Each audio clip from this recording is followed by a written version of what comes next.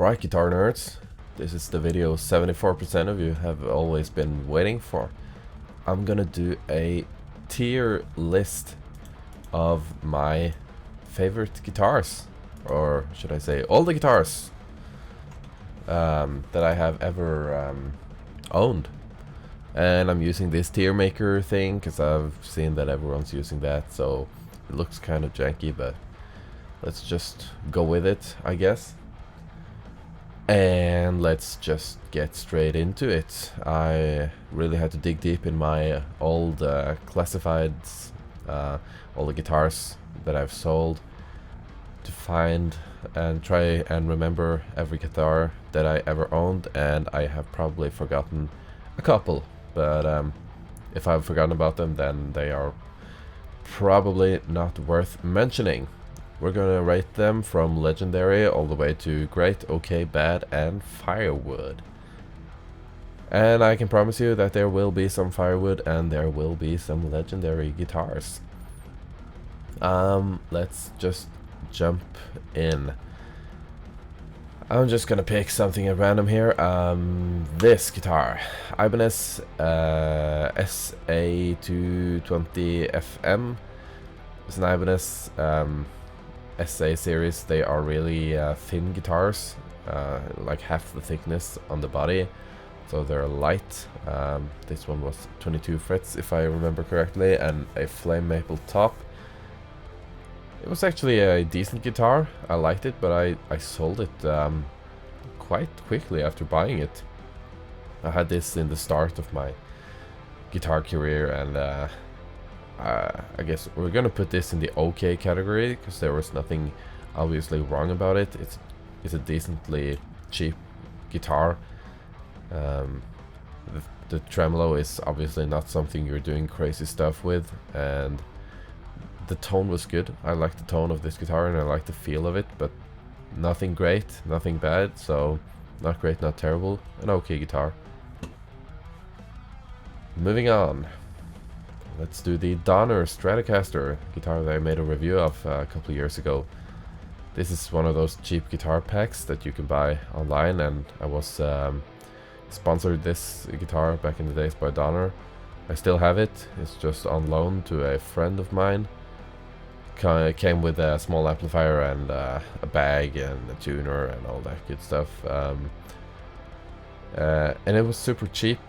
It would have cost me something like $130 for the whole pack, and with that price in mind, I would absolutely say that this is an okay guitar.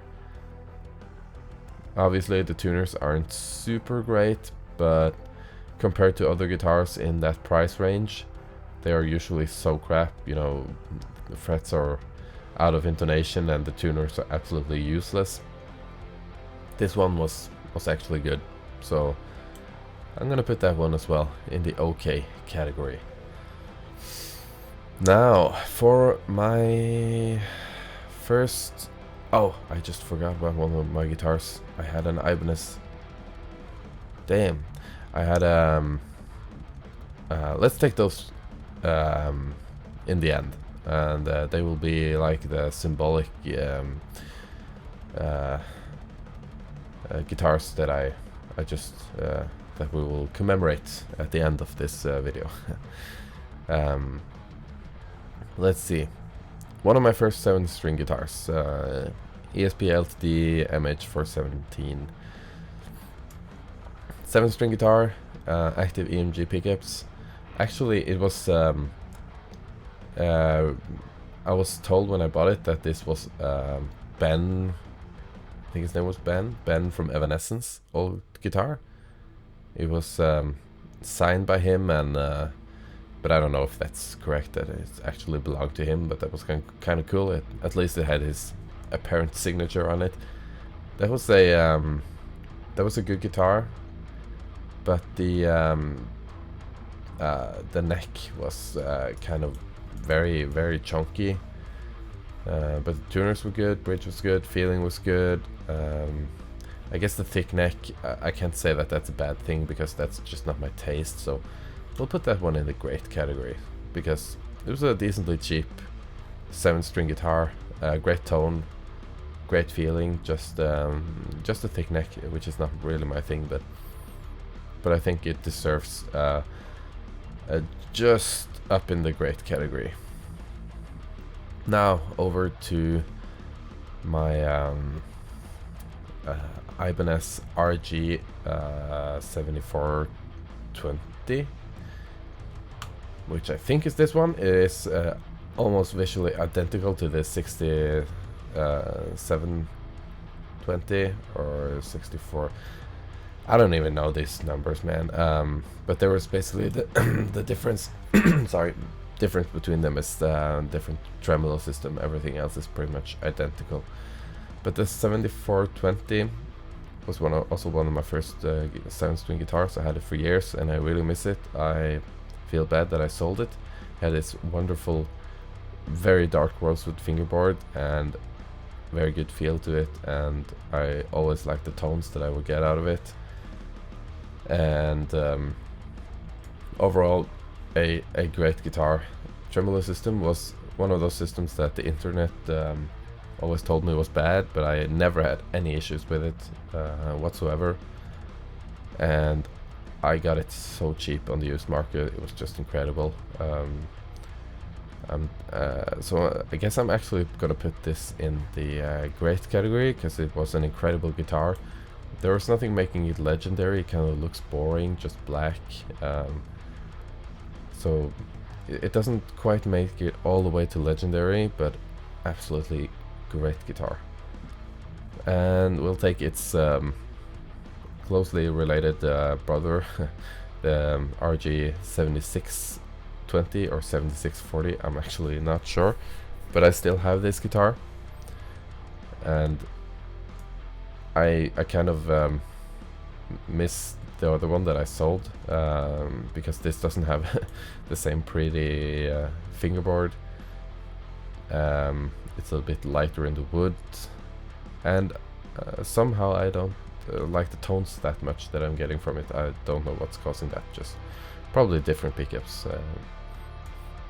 But it also goes in the great category. I got it extremely cheap, and but there's same thing with this one. It's just black. There's nothing putting it over in the legendary phase. Let's do one of the, let me see, the first guitar that I ever owned. First electric guitar that I ever owned. The Squier, one of the Squier Affinity Stratocasters with a Sunburst. Pretty guitar, 3 single coils. Other than that, nothing amazing. Didn't feel good playing it. Squier Strats are a bit hit or miss on the quality side. Single coils, not my thing, just not my taste in general. It was pretty looking and very heavy body. Really not kind of my thing, and I'm just gonna put it there in the bad, because we gotta have some guitars in the bad category as well. Can't just put everyone in the okay. But this one, this Squier Affinity Strat, probably the cheapest variant of them all. Bought it in 2016, I think, from a friend, and it was bad. It was really bad. Bad tuners, bad feeling, bad tones, just firewood, just crap. Wouldn't recommend that to anyone. And that's saying something, that I put the Donner up in the okay category and this one in the firewood, because this didn't give me any joy of playing an electric guitar. It was just bad, really. And this is guitar that I owned for like 2 weeks before selling it. I bought it really cheap from a friend, and it was a Epiphone Gothic V guitar. I never really liked the V guitars. Stupid placements of the input jack, and it was horribly unbalanced. The body was extremely light, I think I remember, and the neck was heavy, so it would dive on you all the time. Crappy thick neck. Just there was really nothing good about this guitar. It was just crap, and it's going straight in the firewood. Alright, let's do something a bit more exotic than this. This is the Ibanez Cyphos guitar. This was from my Necrophagist era, when everything I would listen to was Necrophagist and death and just death metal technical stuff. I wanted to be the next Mohammed Swishmess, and this guitar was the obvious choice back then. It's kind of like an Ibanez RG 370 with a different body. Cheap hardware, cheap pickups. But the high fret access was good. Body shape actually very ergonomic. And it was a pleasure to play. Fairly well balanced when you move one of the strap buttons. I don't remember how I did it, but I had to move one of the buttons to balance it better.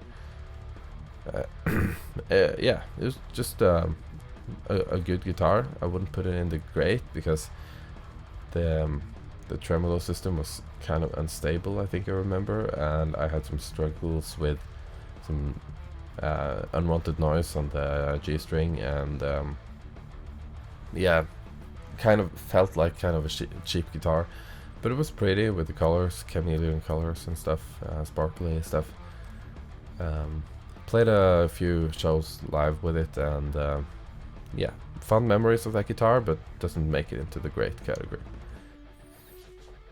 Next up, Ibanez RG 560 in Carotene Orange that I bought really cheap on the used market back in days when nobody wanted Ibanez RG guitars. I think I got it for like $400, and I regret so incredibly much that I sold this guitar. It was a 1987 model, first year of the RG 560s, and absolutely great tones, great feel. A bit worn down hardware, but that could have been replaced. And the color, still, this is the prettiest color I've ever had on a guitar. That carotene orange, you just have to see it for yourself because the photos don't make it justice. This goes straight in the legendary category because it's just that good. I feel so bad for selling it because that was just a wonderful, wonderful guitar. Let's go to my let's see, the first Ibanez that I ever bought. Ibanez RG 321 MH, really cheap Ibanez guitar. Fixed bridge, 2 humbuckers, no bells and whistles. I remember it coming with there was a sharp saddle on the high E string, which was just cutting the string all the time, breaking the string. I just moved it up to the high E string, the low E string, and switched places on the saddles, and the problem disappeared. Kind of bad quality control, but at the same time, good looking guitar, great feeling guitar. Still have it. I sold it and I bought it back. It being such a cheap guitar, it just punches way above its league, and this goes straight into great. Not because it's on the same quality level as these other guitars, but it's so good compared to the price, and you can get these dirt cheap these days. I would highly recommend it if you are on a low budget. This one made it into the list for some reason because I was looking for photos of that 7-string ESP. I haven't owned this guitar, so this just goes in the firewood. We're not going to care about that. This is my RG IB 21 BK, whatever, the last guitar that I bought. It's a baritone, 28-inch, I think, 6-string. Great guitar, really happy with it. Feels good. You know, baritone guitars are their own thing. But I haven't had it long enough to decide whether or not it's in the legendary or great category. So we're gonna put it in the great because there's nothing wrong about it, but still it's kind of boring, just black. Could be more interesting looking. So we're just gonna put it there and not really mention that anymore. Then we have the Ibanez RG370 DX, one of my first guitars. I think it was my maybe third guitars, and I actually had a couple of them later on, guitars that I bought that were damaged, and I restored them or repainted them. There are videos of that on my channel. This is going in the I guess this is kind of actually a bad guitar, bad tremolo system, a very heavy guitar. I could never get a good tone out of it. Didn't really feel good. Not Ibanez's best. But this one, on the other hand, this is an Ibanez RG550 in black, which I had, and it was a great guitar. I loved this guitar. Not really much bad things to say about it. It goes in the great category because there's nothing about this that makes it legendary. Again, it's boring, it's just black. But of course it's an Ibanez RG550, and all of those are just super high in quality. And for everyone that knows my channel and knows me, my favorite guitar of all times, my RG550 in purple neon. Just overall an awesome guitar, looks legendary with the neon colors and feels absolutely great. Best feeling guitar I ever had. I still have it, never gonna sell it. Bought it for $300 15 years ago with a hard case and an amplifier. That was a steal because this thing is worth a lot of money today, and this is staying in the family, put it that way. It's going in legendary, there's nothing wrong about it, and it's just an awesome guitar. Now for all the guitars that I just remembered that I owned, I'm gonna put them into here. Just give me 1 second.